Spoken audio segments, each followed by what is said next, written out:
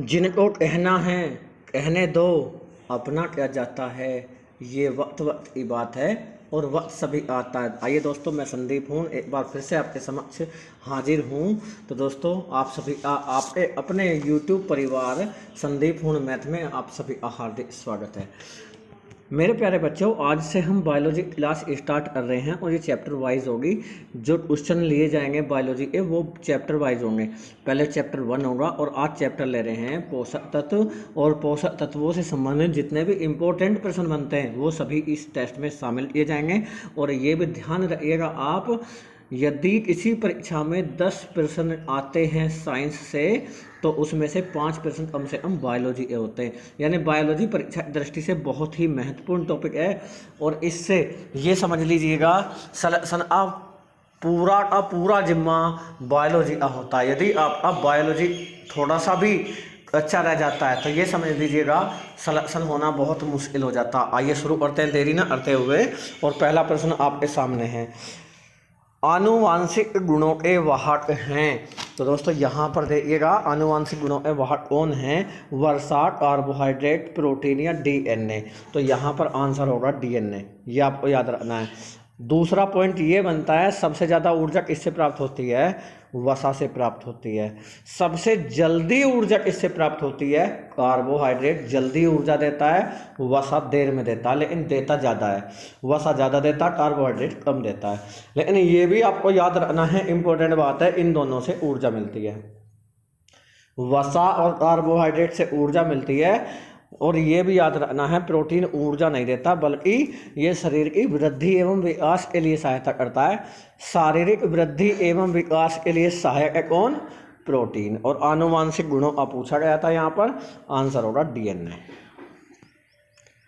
प्रश्न नंबर 2, इससे अधिक ऊर्जा प्राप्त होती है। तो अधिक पूछ रहा है यहाँ पर, तो आंसर होगा आपका वसा। इससे कम ऊर्जा प्राप्त होती है? कार्बोहाइड्रेट। ऊर्जा किससे प्राप्त नहीं होती? इन दोनों से ऊर्जा प्राप्त नहीं होती।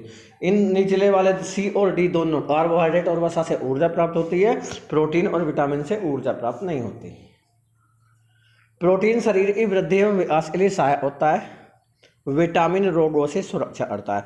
विटामिन की खोज किसने की थी? कमेंट करके आप बताएंगे। प्रश्न नंबर 3 आपके सामने स्क्रीन पर है, प्रोटीन की सूक्ष्म इकाई क्या है? पेप्टाइड, पेप्टोन, अमीनो अम्ल। 3 ऑप्शन तो ये हो गए, चौथा है उपरोक्त में से कोई नहीं। तो बताइएगा चारों में से कौन सा सही है। तो दोस्तों याद रखिएगा, प्रोटीन की सूक्ष्म इकाई होती है अमीनो अम्ल। प्रोटीन की खोज किसने की थी? आप कमेंट बॉक्स में बताइएगा।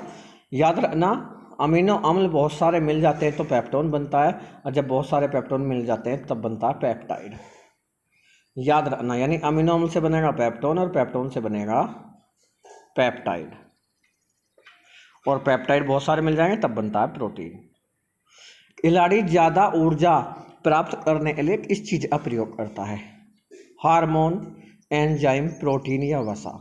तो दोस्तों यहाँ पर आप याद रखिएगा, खिलाड़ी ज़्यादा ऊर्जा, देखिए ऊर्जा ऐसा लग रहा ना जैसे वसा का प्रयोग करता है क्योंकि वसा से ज़्यादा एनर्जी मिलती है, लेकिन यहाँ पर खिलाड़ी की बात कर रही है। खिलाड़ी कौन सा इंजेक्शन लेता है? तो वो एक तरह का हार्मोन होता है। याद रखना आपको, कौन सा हार्मोन होता है ये आप कमेंट बॉक्स में कमेंट करके बताएंगे। जिस हार्मोन का इंजेक्शन खिलाड़ी लेता है ज़्यादा ऊर्जा प्राप्त करने के लिए, वो कौन सा इंजेक्शन होता है बताइएगा आप। और आपको ये भी याद रखना है, एंजाइम हमारी पाचन क्रिया में सहायता करते हैं, प्रोटीन शारीरिक वृद्धि एवं विकास करते हैं, और वसा हमें एनर्जी प्रदान करते हैं। वाडा कहाँ पर है? देखिए वाडा दोस्तों, अभी याद रखिएगा, वाडा क्या है? ये वर्ल्ड एंटी डोपिंग एजेंसी है, वर्ल्ड एंटी डोपिंग एजेंसी। और इसका मुख्यालय कनाडा में है। कनाडा का यूरेनियम उत्पादन में प्रथम स्थान है, ये भी आपको याद रखना है। यूएसए का मक्का उत्पादन में प्रथम स्थान है, चीन का मक्का उत्पादन में द्वितीय स्थान है, और ब्राज़ील कॉफ़ी या कहवा उत्पादन में प्रथम स्थान है। ये इम्पोर्टेंट टॉपिक होते हैं दोस्तों, जो बताए जा रहे हैं इंपॉर्टेंट पॉइंट है, वो आप नोट करिएगा और नोट्स बनाइए अच्छा सा। तो वाडा का मुख्यालय कहाँ पर है? कनाडा। प्रश्न 5 का होगा ए। प्रश्न नंबर 6 आपके सामने है, शरीर की सूक्ष्म इकाई क्या है? जो शरीर होता है उसकी सबसे छोटी इकाई क्या है? ऊतक, कोशिका, पीयूष ग्रंथि या यकृत। तो दोस्तों याद रखिएगा, शरीर की जो सबसे सूक्ष्म इकाई होती है, सबसे छोटी इकाई होती है, वो होती है कोशिका या सेल। और जब बहुत सारी कोशिकाएं मिलती हैं तब बनता है ऊतक। और जब बहुत सारे ऊतक मिल जाते हैं, जब शरीर के अंग का निर्माण होता है, और जब शरीर के अंग का निर्माण हो जाता है, जब बहुत सारे अंग मिल जाते हैं, तब बनती है बॉडी या शरीर। याद रखना, पीयूष ग्रंथि और मास्टर ग्रंथि आ जाता है, आप जानते हैं। और यकृत हमारे शरीर की सबसे बड़ी ग्रंथि है, यकृत। कार्बोहाइड्रेट बने होते हैं। कार्बोहाइड्रेट किस चीज़ के बने होते हैं? Carbon, hydrogen, oxygen. तो दोस्तों यहाँ पर याद रखिएगा, या उपरोक्त तीनों, तो उपरोक्त तीनों ही इस यहाँ पर सही आंसर होगा। कार्बोहाइड्रेट बने होते हैं CHO के बने होते हैं, कार्बन, हाइड्रोजन, ऑक्सीजन, CHO। याद रखना, ये भी याद रखना, ब्रह्मांड में सबसे ज़्यादा पाया जाने वाला तत्व तो हाइड्रोजन है, मानव शरीर में सबसे ज़्यादा पाया जाने वाला तत्व तो ऑक्सीजन है, और मानव शरीर में दूसरे नंबर पर पाया जाने वाला तत्व तो कार्बन है। याद रखना, कार्बन, हाइड्रोजन, ऑक्सीजन की खोज इसने की थी, आप कमेंट बॉक्स में बताइएगा। कोशिका विभाजन में मुख्य भूमिका कौन निभाता है? कार्बन, हाइड्रोजन या ऑक्सीजन या नाइट्रोजन? 4 ऑप्शन आपके सामने, बताइएगा। कोशिका विभाजन में मुख्य भूमिका कौन निभाता है? तो आंसर होगा आपका नाइट्रोजन। नाइट्रोजन वायुमंडल में सबसे ज़्यादा पाया जाने वाला तत्व होता है नाइट्रोजन। 78% पाया जाता है वायुमंडल में। लेकिन अगर वायुमंडल में पूछे तो नाइट्रोजन, अगर ब्रह्मांड में पूछे, पूरे ब्रह्मांड में पूछे तो हाइड्रोजन। याद रखना है आपको। मनुष्य के शरीर में पूछे तो ऑक्सीजन, और मनुष्य के शरीर में 2nd नंबर पर होता है कार्बन। कार्बन के 2 प्रूफ है, कौन कौन से कमेंट करके बताइएगा आप। प्रश्न नंबर 9, पौधे नाइट्रेट कहाँ से प्राप्त करते हैं? वायुमंडल से, जल से, मृदा से, या इनमें से कोई नहीं? कौन सा होगा, आप कमेंट करके बताइए। पौधे नाइट्रेट कहाँ से प्राप्त करते हैं? देखिए, वायुमंडल की जो नाइट्रोजन होती है उसे नाइट्रेट में बदल देते हैं दलहनी पौधों की जड़ों में पाए जाने वाले बैक्टीरिया यानी जीवाणु। जो दलहनी पौधों, दलहन जिनसे दालें प्राप्त होती हैं, ऐसे पौधे को बोलते हैं दलहनी पौधे। उनकी जड़ों में पाया जाता बैक्टीरिया, और उस बैक्टीरिया का नाम है राइजोबियम, जो वायुमंडल की नाइट्रोजन और इस चीज़ में बदल देता है नाइट्रेट में। अब उस नाइट्रेट को कहाँ से प्राप्त करता है पौधा, बताइए आप। वायुमंडल से नहीं बताएंगे आप, कहाँ से बताएंगे? मृदा से बताएंगे।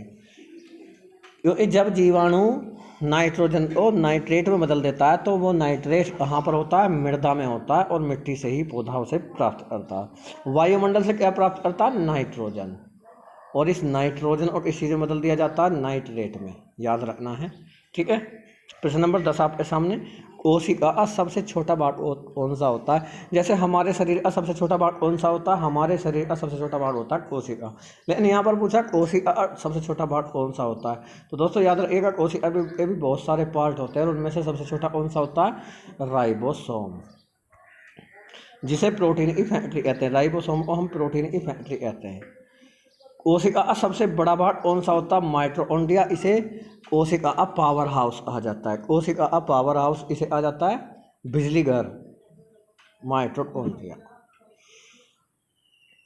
केंद्रक को कोशिका का मस्तिष्क कहा जाता है, ब्रेन ऑफ सेल्स, इसे आ जाता है केंद्रक को। याद रखना। प्रश्न नंबर 11 आपके सामने, गुणसूत्र की सूक्ष्म इकाई क्या है? जो गुणसूत्र होता है दोस्तों, उसकी सबसे सूक्ष्म इकाई क्या है? DNA, जीन, RNA, या इनमें से कोई नहीं? तो याद रखिएगा, गुणसूत्र जो होते हैं हमारे, उनकी सबसे सूक्ष्म इकाई होती है जीन। जब बहुत सारे जीन मिलते हैं जब बन जाता है DNA, और जब DNA मिल जाते हैं जब बनते हैं गुणसूत्र।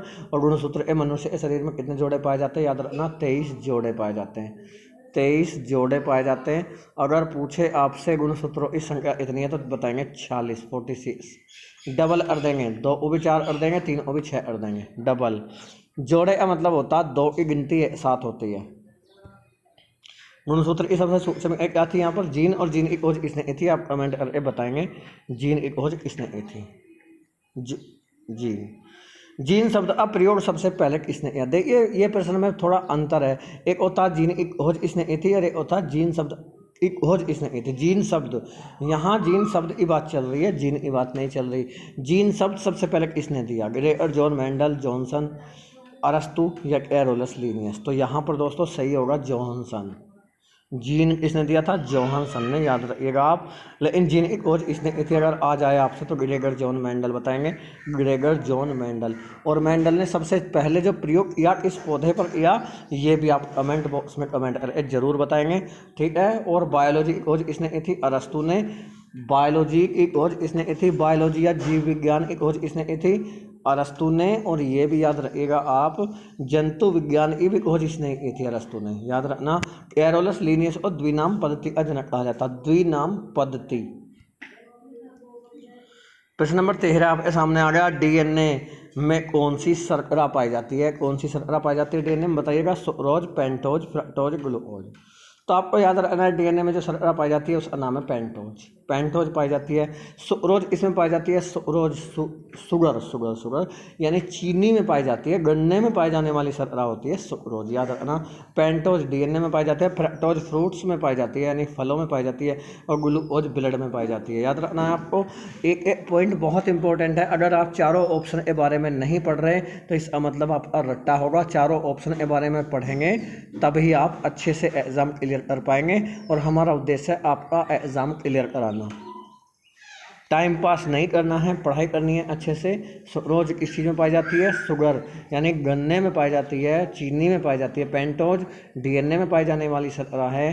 फ्रक्टोज फ्रूट्स में पाई जाती है। ग्लूकोज रक्त में या ब्लड में या रुधिर में पाई जाती है, याद रखना। प्रश्न नंबर 14 आपके सामने आ गया, इस पोषक तत्व की हमारे शरीर को सॉरी दोस्तों कम मात्रा में आवश्यकता होती है। किस पोषक तत्व की हमारे शरीर को कम मात्रा में आवश्यकता होती है? कार्बोहाइड्रेट, वसा और प्रोटीन, जल। तो दोस्तों याद रखिएगा, कार्बोहाइड्रेट और वसा तो हमारे शरीर को ऊर्जा प्रदान करते हैं, तो इसकी तो ज़्यादा मात्रा में आवश्यकता होती होगी। और ये देखिए दिमाग लगाएंगे थोड़ा सा तो हो जाता है। प्रोटीन हमारे शरीर में वृद्धि एवं विकास के लिए सहायता करता है, तो सीधी सी बात है इसकी भी हमारे शरीर को ज़्यादा आवश्यकता होती है। लेकिन ये पूछा कम मात्रा में, तो आंसर होगा आपका जल। जल हमारे शरीर को ऐसे चाहिए जैसे आटे में नमक, याद रखिएगा। कार्बोहाइड्रेट, वसा और प्रोटीन इसकी हमारे शरीर को बहुत ज़्यादा ज़रूरत होती है। प्रश्न नंबर 15, किस पोषक तत्व की हमारे शरीर को अधिक मात्रा में आवश्यकता होती है? यहाँ पर अधिक मात्रा में पूछ रहा है, तो आंसर आपके सामने 4 दिए हुए हैं, विटामिन, खनिज, जल या कार्बोहाइड्रेट। तो हमने अभी बताया था आपसे कार्बोहाइड्रेट ऊर्जा प्रदान करता है, तो ये तो ज़्यादा मात्रा में चाहिए। कम मात्रा में क्या चाहिए आपको? विटामिन, खनिज, जल, ये तीनों हमें कम मात्रा में चाहिए। अधिक मात्रा में पूछा तो आंसर होगा कार्बोहाइड्रेट। तो दोस्तों यहाँ पर आपका आंसर सही होगा कार्बोहाइड्रेट। ये हमने बायोलॉजी का आज पहला चैप्टर बिल्कुल शुरू से लिया है। पोषक तत्व से जितने भी प्रश्न बनते थे इम्पोर्टेंट, वो सभी हमने शामिल किए हैं। आप इस टेस्ट को 1 से 2 बार कर देख लेंगे तो आपको ज़िंदगी में नहीं करना पड़ेगा। बायोलॉजी से आपका एक भी प्रश्न नहीं छूटेगा, इस बात की गारंटी है। तो आपको क्या करना है, एक नोट्स बनाइए, उसमें प्रश्न उत्तर लिखिएगा सभी, और चारों ऑप्शन के बारे में जितना भी बताया जा रहा है उसे लिखने की कोशिश करिएगा, और जो आपके याद है उसे आप लिखा करें कमेंट बॉक्स में, ताकि आपका रिवाइज बहुत ज़्यादा हो जाए, इतना हो जाए कि आप भूल कर भी गलती से गलत ना कर दें। तो मेरे प्यारे बच्चों, टेस्ट कैसा लगा आप कमेंट बॉक्स में कमेंट करके ज़रूर बताइएगा। और रोज़ाना अब हमारी रेगुलर क्लास होगी 9 बजे, सुबह 9 बजे रेगुलर क्लास होगी, तो आप तैयार रहिएगा, ठीक है। मिलते हैं नेक्स्ट वीडियो में, अपना ख्याल रखिएगा। जय हिंद।